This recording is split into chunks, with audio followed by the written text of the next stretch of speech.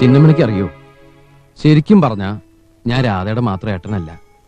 ഏട്ടെന്ന് മാത്രമല്ല, ഞാനൊരു മനുഷ്യനേ അല്ല, ഞാനൊരു ദേവനാ. ദിനകരദേവൻ.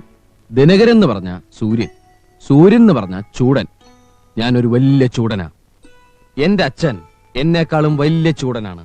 ദേവന്മാർക്ക് ചിറകുണ്ടാവുന്ന് മുത്തശ്ശി പറഞ്ഞിട്ടുണ്ട്. ഉണ്ടല്ലോ, എനിക്കും ചിറകുണ്ടല്ലോ. ദാ തൊട്ട് നോക്ക്.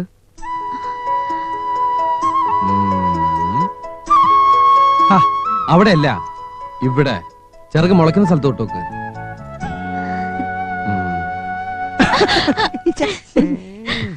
ഇല്ലേ, ചിറകില്ലേ? ഉണ്ട്, വെൽവെറ്റ് പോലെ നല്ലൊരു ചിറകുണ്ട്.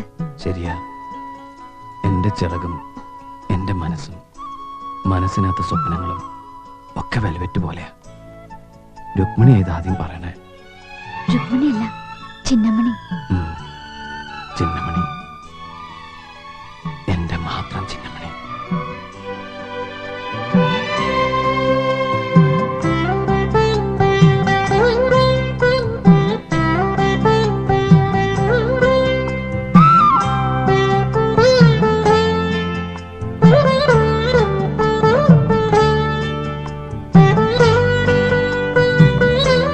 എന്റെ ദൈവമേ,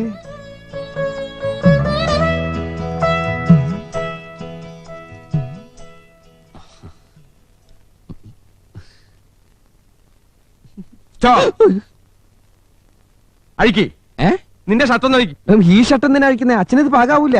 അഴിക്കടാ, നിന്റെ ചിറകും പൂടിയൊക്കെ ഞാനും ഒന്ന് കാണട്ടെ. അപ്പൊ എല്ലാം കേട്ടു അല്ലേ? ഒരു കാര്യം ഞാൻ പറഞ്ഞേക്കാം, രക്ഷിക്കുന്നതും സംരക്ഷിക്കുന്നതും ഒക്കെ കൊള്ളാം. മനസ്സിലൊരു കിളിക്കൂടും കെട്ടി അവളെ പിടിച്ച് അതിന്റെ കൊമ്പത്തൊന്നിരുത്തണ്ട. അവളെ നിന്റെ ഒരു പെങ്ങളെ പോലെ മാത്രം കണ്ടാ മതി. ഇപ്പൊ തന്നെ ആവശ്യത്തിന് ഒരു പെങ്ങൾ എനിക്കുണ്ട്. ഒന്നിൽ കൂടുതൽ പെങ്ങന്മാരെ സഹിക്കാനുള്ള മാനസികാവസ്ഥ തൽക്കാലം എനിക്കില്ല. അതെന്താ ഇല്ലാത്ത? ഇല്ല, അത്ര തന്നെ.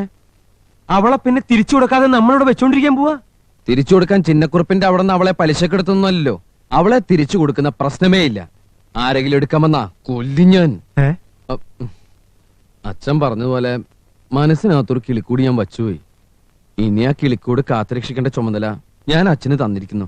എനിക്ക് അച്ഛൻ അത്ര വിശ്വാസമാ. അത് ഞാൻ ഏറ്റു. അച്ഛാ,